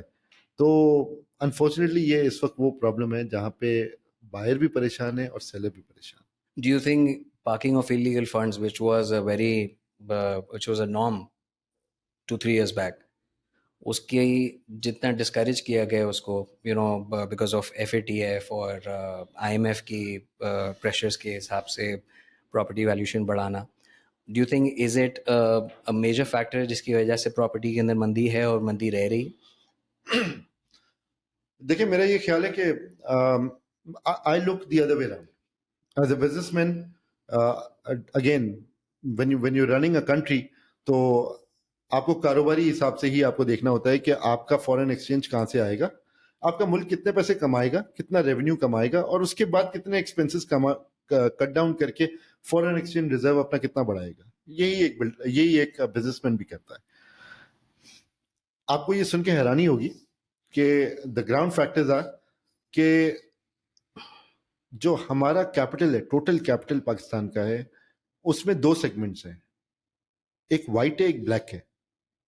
वाइट का सेगमेंट, मैं रेशो के हिसाब से बात करूंगा, so that it would be easier for you and everybody to understand कि 1:4 का रेशो है, व्हाइट इज टू ब्लैक. यानी 1 रुपया अगर व्हाइट है तो 4 रुपए ब्लैक है. यानी कि आपकी इकोनॉमी अगर 1 ट्रिलियन रुपीस की है व्हाइट की, और अगर आप उसको ब्लैक इकोनॉमी को साथ जोड़ लेते हैं तो it is 5 times bigger than the actual economy. You are talking about 5 times growth in the economy. मेरा ये ख्याल है कि अगर हमारे जो डिपार्टमेंट्स हैं, अगर वो IMF से, वर्ल्ड बैंक से, FATF से अगर बात करें, क्योंकि अनफॉर्चुनेटली हम IMF से लोन लेते हैं तो उनकी पॉलिसीज हमें लेनी पड़ती है. आई एम नॉट इनकरेजिंग कि जो ब्लैक पैसा है उसको मार्केट में लाना चाहिए, बट इसके अलावा हमारे पास चॉइस नहीं है. ये मेरा पर्सनल ख्याल है. उसकी वजह यह है कि आपके पास जो difference of white to black है ना, वो बहुत बड़ा है. 1:1 होता ना तो मैं कहता कि नहीं, सख्ती करनी चाहिए और सख्ती करके स्ट्रेट लाइन कर देना चाहिए. And it is benefit for us कि आपके पास कोई XYZ जगह ही नहीं चाहिए, या कोई लूपहोल्स ही नहीं चाहिए जिसमें आप गवर्नमेंट को बेवकूफ बनाए, गवर्नमेंट आपके ऊपर सख्ती करे और सुकून से काम चलता रहे. हम तो यही चाहेंगे एज अ बिजनेसमैन कि हमें कोई प्रॉब्लम नहीं हो, हम काम पे कंसंट्रेट करें रादर देन लूप होल्स ढूंढें कि अपने टैक्स बचाएं. टैक्स देने में क्या प्रॉब्लम है यार? When we are working, when we are making money, तो ठीक है, टेक आवर टैक्सेस. लेकिन ब्लैक इकोनॉमी इतनी बढ़ गई है कि वाइट करने में उसको या ट्रांसफर करने में बड़ा प्रॉब्लम हो गया। हर गवर्नमेंट आती है, लोगों को मौका देती है कि भाई अपने पैसे वाइट कर लो और कोई सवाल नहीं होगा, उस पर इतने टैक्स दे दो और कोई सवाल नहीं होगा। भाई एक ही दफा 5 साल के लिए कर दो, सीधा कर दो, और उसके बाद वाइट ही रखो, फिर कोई ब्लैक नहीं होना चाहिए। So you're all in for कि भाई fair valuation पे ले आए सारी प्रॉपर्टी। एग्जैक्टली मैं हमेशा इस पे अग्री करता हूँ, because I am a pro citizen where I come very straight loud and clear कि टैक्स देना चाहिए, और टैक्स देने के लिए फेयर वैल्यू पे ही काम होनी चाहिए। थक गए यार, मतलब कब तक हम अपनी नेक्स्ट जनरेशन को सिखाएं कि भाई चोरी इस तरह करनी है, सही या चोरी नहीं करोगे तो तुम फंस जाओगे, एफबीआर वाले अलग परेशान करेंगे, नैब वाले अलग परेशान करेंगे, गवर्नमेंट डिपार्टमेंट अलग परेशान करेंगे। बट उसके लिए सिर्फ फेयर वैल्यू पे नहीं आना है, जो करप्शन है डिपार्टमेंट में वो भी सीधे करने हैं कि ये नहीं हो सकता कि फेयर वैल्यू आपने कर ली है उसके बाद फिर आप गवर्नमेंट डिपार्टमेंट के पास जाएं और वो करोड़ों रुपए रिश्वत मांगे और हमारे पास जगह नहीं है उसको दिखाने के लिए कि हम इसको किधर शो करेंगे। बोले ये करोड़ों रुपए जो कैश देने होंगे, ये कहीं ना कहीं तो हमें बुक्स में दिखाने होंगे, and that is where we need to find loopholes unfortunately. Tell me what's your view on Bahria Town Karachi and Bahria Town Karachi versus DHA, which is a better option you think? आपके ख्याल से हमारे यहाँ पे जो suburbs की schemes हैं इसके अंदर यही दो इस वक्त मेजर ऑप्शंस हैं, इनके अंदर आपके ख्याल से which is better and why? I think both are better, क्योंकि दोनों ने हमेशा जब काम किया है तो बहुत अच्छा काम किया है। I have many questions on the legitimacy of the land, and Bahria Town आबाद का मेंबर भी है, बट बैरिया टाउन का अप्रूवल लेने की जरूरत ही नहीं होती। ये एक ही शहर में दो कानून क्यों है कि मैं अगर मैं एक बिल्डर हूं, मैं अपनी सोसाइटी लेकर आता हूं, मुझे एसबीसीए से, रेवेन्यू डिपार्टमेंट से, फलाने से, डिमकाने से हर तरह की एनओसीज मुझे लेनी है, मुझे अंबार खड़े करने। बैरिया टाउन को कोई एनओसी नहीं लेनी। तो what is the status right now? उसको लीज करने के लिए बैरिया टाउन की लीज कब आपके ख्याल से होगी भी या नहीं होगी, और होगी तो कब होगी? अगेन इट्स अ कंट्रोवर्शियल, जो सुप्रीम कोर्ट में उसका केस चल रहा है, मैं उसके बारे में अभी नहीं बोल सकते, because it is under the supreme court judgment at the moment. वो अभी तक आया नहीं है जजमेंट, तो जजमेंट क्लियर होगा, क्योंकि आई am not legitimately having any document जिसको मैं वेरीफाई करूं, पढ़ के बोल सकूं, and I do not have the right even. ये हमारे सुप्रीम कोर्ट हैं जो, या डिपार्टमेंट्स हैं जो इसको या लीगलाइज कर सकती है, नॉन लीगलाइज कर सकती है, but I am not in favour of demolishing anything. Okay, coming to legitimacy, हमारे यहाँ पे बहुत ये भी कॉन्सेप्ट होता है कि पोर्शन अलग बिक जाता है, इसकी क्या is it legitimate, is it legal? ये मतलब जिस तरह ये कॉन्सेप्ट हमारे यहाँ पर है, do you back this selling portions and all? I would put my back on this portion thing. I do not even want to see it. और मैं ये बहुत लाउड एंड क्लियर इसलिए बोल सकता हूँ कि मैं ये काम नहीं करता और नहीं करना भी चाहता। ऐसा नहीं है कि मेरे पास ऑप्शन नहीं है, मैं भी इस शहर में रहता हूँ, मुझे हर तरीके पता है, बट मैं करना नहीं चाहता। क्यों? इसका बड़ा मैंने एक आपसे वर्ड यूज किया था, सिविक सेंस।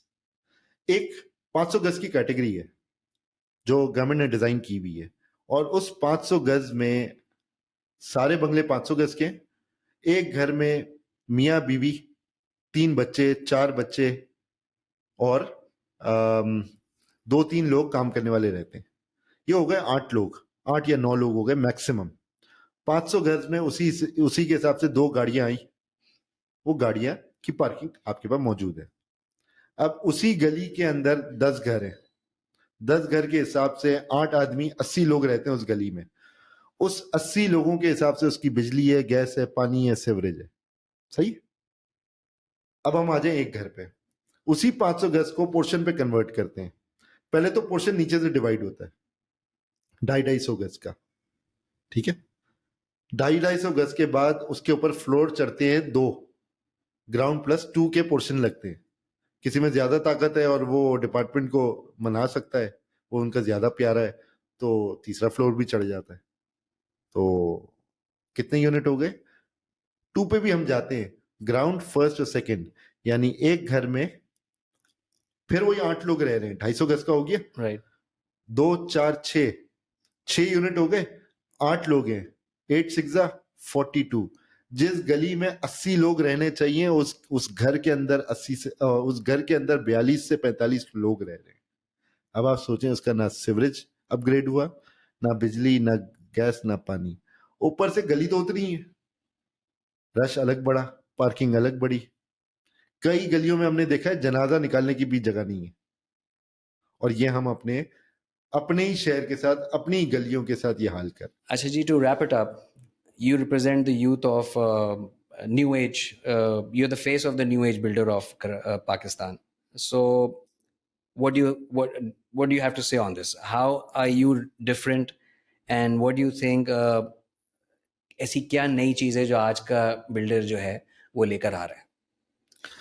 पहले तो मैं, अगर आपने मुझे टाइटल दिया है कि if I am representing the new age youth of the builder, पहली एक चीज जो हमें रिस्पॉन्सिबिलिटी के साथ समझना जरूरी है कि हम सिविक सेंस को अडॉप्ट करें अपने शहर के लिए, अपने मुल्क के लिए, और अपने सिटी को, अपने मुल्क को ओन करना शुरू करें, सो दैट ये जो गलत किस्म के जो काम हैं जो हम अपने शहर के साथ कर रहे हैं या अपने लोगों के साथ ज्यादती कर रहे हैं, चाहे वो इलीगल स्ट्रक्चर्स खड़े कर रहे हैं, छतें एक्स्ट्रा डाल रहे हैं, पोर्शन पे काम कर रहे हैं, एक तो हमें ये नहीं करना चाहिए। दूसरा, अच्छी क्वालिटी के प्रोडक्ट्स लाने चाहिए जो हमारे अलाइड इंडस्ट्रीज हैं। मेरे ख्याल में उधर भी थोड़ा सा सिविक सेंस का फुकदान है, क्योंकि जो हमारा कंस्ट्रक्शन सेक्टर है ना, वो जिंदगियों के साथ भी अटैच्ड है। अल्लाह ना करे कोई भी मिसहैप होता है तो ये हमारे ऊपर एक क्वेश्चन मार्क खड़ा होता है। ये किसी के साथ भी हो सकता है, कोई जानबूझ के नहीं करता, बट जो जानबूझ के करते हैं उनके साथ, लोगों के साथ जो वहां पे रह रहे होंगे, उनकी जिंदगियों के साथ हम ज्यादती करेंगे। तो मेरे ख्याल में अच्छी क्वालिटी, हाई क्वालिटी तो नहीं, अच्छी क्वालिटी की कंस्ट्रक्शन करनी चाहिए और उस पर अच्छा मटेरियल यूज करना चाहिए। And what do you think? What can be done to make आज की कंस्ट्रक्शन environmental friendly? यार ये बड़ा मुश्किल क्वेश्चन है Mohsin. Why? Because environmental friendly के लिए फिर अगेन आपको खुले खुले जगह चाहिए, या आपका जो इंफ्रास्ट्रक्चर है उसमें आपको खुले खुले मैदान चाहिए। हमारे यहाँ पूरे पूरे पार्क खा जाते हैं, आप इन्वायरमेंटल फ्रेंडली की बात कर रहे हैं। ये सिर्फ बिल्डर का ठेका थोड़ी है कि इन्वायरमेंटल फ्रेंडली रखें। मगर बिल्डर भी तो बायलॉज के हिसाब से बनाता नहीं है, जगह मैक्सिमम ज्यादा से ज्यादा यूटिलाइज करने की करता है, जिसके ऐसे ओपन स्पेसेस रहते नहीं है। बिल्डर है, वो बिजनेसमैन है। जो पुलिसिंग डिपार्टमेंट है उससे सवाल करे ना, आप भी वही कर रहे हैं जो सुप्रीम कोर्ट ने किया अनफॉर्चुनेटली, कि भाई जो पुलिसिंग डिपार्टमेंट है, एसबीसी है, उनको क्वेश्चन करे ना, why are being paid for it. वो तनख्वाह किस चीज की ले रहे हैं? सवाल करें, स्क्रूटनाइज करें और उसके बाद काम करें। कोई गलती की है बिल्डर को तो पकड़ ले, नीचे से पकड़ ले। लेकिन जाहिर सी बात है, जब रिश्वतें लेंगे तो फिर कैसे सवाल करेंगे? क्योंकि हमने भी तो अपना प्रॉफिट निकालना है। वो जो रिश्वत दी है, हमने कोई एडी सेंटर तो खोल के नहीं रखा है कि गवर्नमेंट डिपार्टमेंट्स के पैसे और जेब भरते जाए और उनका बैंक बैलेंस बढ़ते जाए। हमने उसको कहीं ना कहीं तो एडजस्ट करना है। और जो पैसे लगाए हैं रिश्वतों के नाम पे, हमने जो पैसे उनको दिए हैं, जाहिर सी बात है एक बिजनेसमैन है, वो उसका कहीं ना कहीं प्रॉफिट तो लेगा, क्योंकि पैसे तो उसके लग गए, आरओआई तो उसने निकालनी है उन पैसों पे, तो वो कहीं ना कहीं तो डंडी मारेगा ना। तो जब आपका डिपार्टमेंट रिश्वतें लेना बंद करेगा और स्ट्रेट लाइन काम करेगा तो ऑटोमेटिकली पे बिल्डर्स को सीधा काम करना पड़ेगा। And what is your take on user social media influencers when it comes to marketing your projects? Do you think, I mean, is it just a marketing gimmick या उससे कोई वाकई फर्क पड़ता है? इट डिपेंड्स वो किन के साथ काम कर रहे हैं, किस बिल्डर के साथ काम कर रहे हैं। मेरी टीम काम करती है, या यहाँ पे बहुत सारे ऐसे बिल्डर्स हैं जो साफ सुथरा काम करते हैं, तो गिमिक नहीं होता। जब आप किसी बिल्डर के साथ, साफ सुथरे लेजिटिमेट बिल्डर के साथ काम कर रहे हैं, तो वो गिमिक नहीं होता। आए उनसे प्लॉट ले या उनसे यूनिट ले और एंड ऑफ द स्टोरी। आप अपना सीधा चलते रहे, वो अपना सीधा चलते रहेंगे। बट जहाँ सोसाइटी के लोग एज अ कस्टमर या एज एन अलॉटी पेमेंट रोकेंगे और उसके बाद बोल रहे यार मार्केट डाउन है, पैसे नहीं है, और बिल्डिंग तो बन रही है, तो 2 साल बाद जब उसके पैसे आ गए, प्राइस की वैल्यू बढ़ गई है, या यूनिट प्राइस जो है वो बढ़ गया है, ₹1,00,000 की चीज ₹1.5 लाख की हो गई है, अब कस्टमर को नफा नजर आ रहा है, और उसके बाद वो पैसे देने शुरू करे, तो वो बिल्डर भी होशियार है। वो कहते हैं ना, एक एग्जाम्पल है कि आपका होशियार होना ये आपके लिए ओके है कि नहीं, आपका ये हक है कि आप अपने आप को होशियार समझें, लेकिन दूसरे को बेवकूफ समझना ही आपकी बेवकूफ़ी है। बिल्डर भी इसी सोसाइटी का है, वो भी देख रहा है कि प्राइस बढ़ गई है, अब ये पैसे देने के लिए आ रहा है, तो वो कैंसिल करेगा। तो it's a give and take. Okay, so do you have any tips on, you know, I mean किसी को अगर आज एक प्रॉपर्टी खरीदनी है तो उसको क्या चीज़ों को जो है वो कंसिडर करना चाहिए? कोई ऐसी टिप्स आपके ख्याल से कि मतलब जो खरीदार को क्या चीज़ें देखनी चाहिए एक प्रॉपर्टी आज बाय करते? ओके, बड़ा सिंपल है। बिल्डर्स के पास जाए, जब उनकी लॉन्चिंग होती है, बिल्डर्स के पास जाए, पूछें, समझें, टोकन भी ना करें, समझ के पहले उसका बैकग्राउंड चेक कर ले। जाने से पहले उसका बैकग्राउंड चेक करें, हम इस बिल्डर के पास जा रहे हैं, उसके कितने प्रोजेक्ट्स हैं। अब तो सोशल मीडिया पे सब कुछ मौजूद है, यूजली बिल्डर्स की सारी चीजें आ रही होती है, उनकी वेबसाइट्स हैं, सब कुछ आपको मिल जाता है। उसकी ऑफिस पे जाइए, समझें, समझने के बाद आबाद को एक लेटर लिख लें या आबाद के पास चले जाएं, वहाँ सेक्रेटरीट है, उधर जाके लेटर रिक्वेस्ट कर दें कि भाई हमें इस बिल्डर के बारे में थोड़ा सा अपडेट कर दें कि भाई ये प्रोजेक्ट है, ये लेजिटिमेट है नहीं है। वो आपको वहां से डेटा मिल जाएगा, लेजिटिमेसी आपको मिल जाती है। ओके, एसबीसीए की वेबसाइट पर जाइए, उस प्रोजेक्ट का नाम डालें, आपको उधर से उसका अप्रूवल लेटर मिल जाएगा, क्योंकि ये सारी वेबसाइट पे पड़ी हुई होती है। तो ये इंक्वायरी कंप्लीट कर लें, उसके बाद फिर आप अपना बुक कराएं और सीधे सीधे तरीके से पैसे दें। बस ये मत समझें कि बिल्डर बेवकूफ है। बिल्डर को पता है कि कब उसने कैसे आपका फ्लैट कैंसिल करना है अगर आपने पैसे नहीं दिए हैं। तो ये बहुत जरूरी है लोगों को समझना कि भाई आपका होशियार होना सही है, लेकिन बिल्डर भी होशियार है, वो भी आपके ही अंदर से पैदा हुआ है। अच्छा, ये बताएं कि यू बीइंग अ बिल्डर, आप कितनी इंपॉर्टेंस देते हैं एक अच्छे आर्किटेक्ट को अपने प्रोजेक्ट पे ऑन बोर्ड लेने के लिए? देखिए, आर्किटेक्ट वेरी इंपॉर्टेंट होता है। I think it's very very important, क्योंकि मेरी जो हमारे मेमनों में कहा जाता है कि जो प्रोजेक्ट है ना वो न्याणी है। न्याणी मीन्स बेटी। तो हर आदमी अपनी बेटी की इज्जत बड़ा बड़ा ख्याल करता है अपनी इज्जत का। तो ये मेरे वालिद साहब हमेशा कहते रहे कि अपनी न्याणियों की इज्जत किया करो और इसकी खराब नहीं होने दिया करो। इसीलिए हम बड़ा केयरफुल रहते हैं अपने प्रोजेक्ट्स के लिए। मैं भी मेमन हूँ, वैसे मेरे ख्याल से तो ये भी साथ में कहा जाता है कि न्याणी के घर पे सिर्फ देने की बात होती है, तो आप लोग भी अपने प्रोजेक्ट को सिर्फ देते हैं या सिर्फ लेने की बात करते हैं? नहीं, ये मैंने न्याड़ी जो वर्ड यूज किया ना, ये आउट ऑफ रिस्पेक्ट की है, जी क्योंकि जी। कारोबार जो है ना वो आपकी इज्जत भी है। और जो लेजिटिमेट काम करना चाहते हैं वो अपनी इज्जत खराब नहीं करते। इसलिए I I use the word beti या न्याणी। या I understand. Now coming to the point कि मेरे लिए मेरे कारोबार की इज्जत मेरा प्रोजेक्ट है। सबसे पहले आप क्या चीज देखते हैं मेरे प्रोजेक्ट में? उसकी एलिवेशन। तो इसलिए मुझे मेरा आर्किटेक्ट बहुत इंपॉर्टेंट है। बट मैंने आपसे पहले भी कहा कि हमारा जो काम है ना उसमें लोगों की जिंदगियां भी लगी हुई होती है। अल्लाह ना करे कोई मिसहैप हो जाए, कोई प्रोजेक्ट में कोई प्रॉब्लम आ जाए जो मेरी गलती की वजह से हो, तो yes it will haunt me all my life. उसके लिए मेरे पास राइट इंजीनियर होना जरूरी है, आई एग्री। और उसके लिए हर तरह का इंजीनियर है। That mean structure engineer, MEP जिसमें मैकेनिकल है, इलेक्ट्रिकल है, प्लम्बिंग इंजीनियर है। ये 3-4 इंजीनियर्स हैं, ये हमारे लिए बहुत इंपॉर्टेंट है। बाकी खूबसूरती, बिल्डिंग के अंदर की खूबसूरती, ये सब सेकेंडरी है, जो कि आई थिंक इम्पोर्टेंट है, बट इट्स सेकेंडरी। अच्छा, ये बताएं कि आज अगर एक एवरेज हाउस होल्ड, दोबारा से पूछ रहा हूँ, ठीक है? अच्छा, ये बताएं कि आज आज की तारीख में एक एवरेज क्वालिटी, मतलब यानी जो which is good enough construction जो है वो क्या कॉस्ट करती है per square feet? You talking about liveable yes, छत? Something which is decent enough कि आदमी बोले कि भाई हाँ, इतना तो कम से कम होना चाहिए। उसके लिए आपके हिसाब से एक 120 गज का घर, 240 गज का घर, क्या कॉस्ट ऑफ कंस्ट्रक्शन आएगी आपके हिसाब से? देखें, 120 गज का घर है जो कि ग्राउंड प्लस वन होता है यूजली। वो यूजली लो मिडिल क्लास वाले लोग हैं जो प्लॉट लेते हैं और उसके बाद उसको बनाते हैं। उसकी कंस्ट्रक्शन कॉस्ट आती है अराउंड 2,500-3,000 रुपए, not more than that. I am not talking about high rise. High rise की कॉस्टिंग आजकल 8 से 9 हज़ार रुपए हो गई है, बिकॉज अगेन फाउंडेशन है, फाउंडेशन की भी बेसमेंट्स हैं और ये सारी चीजें, फिर उसमें ओपन स्पेस बहुत होता है।